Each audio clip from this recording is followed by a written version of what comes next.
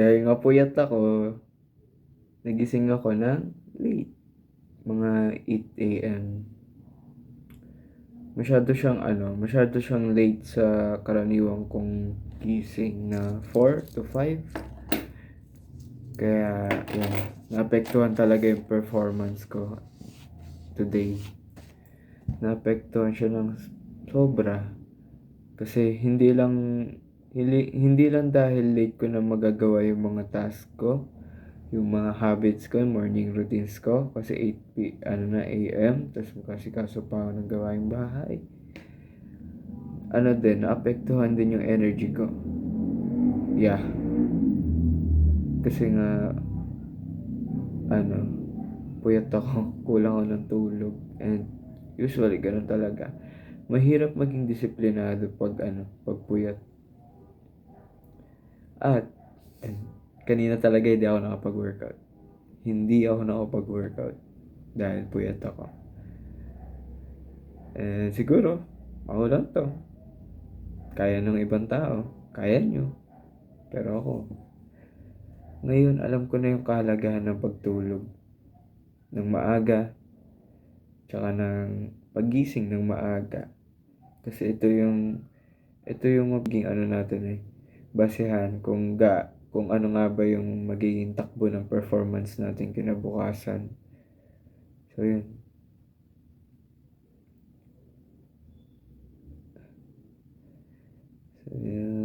Kaninang hapon naman pumunta kami ng SM. Wala lang. Pumunta kami ng SM, then kasama ko yung kaibigan ko. Dalawa sila actually. Tawagin na natin silang si Kelly at si Tintin.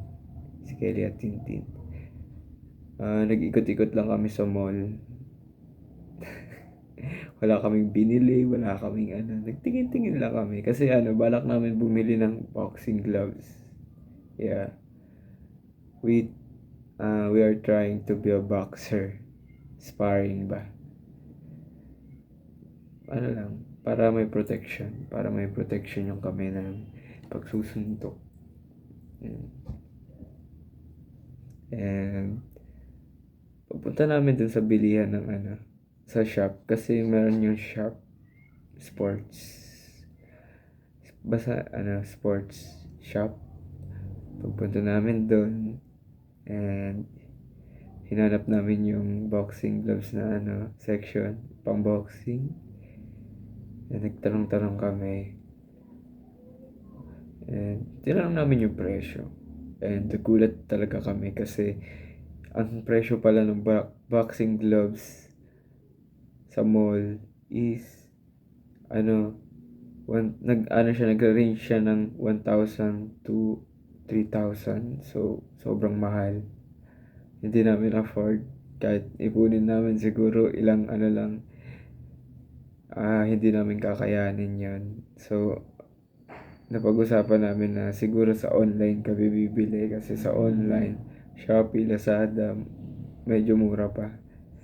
And afford namin pag-ipunan. So, yun. Gusto sana namin yung bumili galing sa mall, pero mas mahal dun. And di naman kami magiging professional boxer. Or maybe sa future, di ba? Hindi natin alam. Baka maging MMA fighter kami.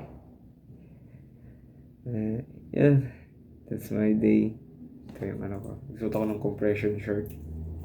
Compression shirt! Kanina, pinagtitinginan ako. So, good night, bro.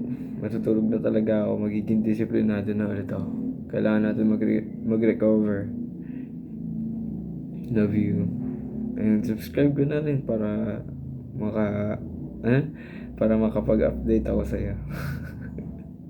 Good night. That's for today. Day 6.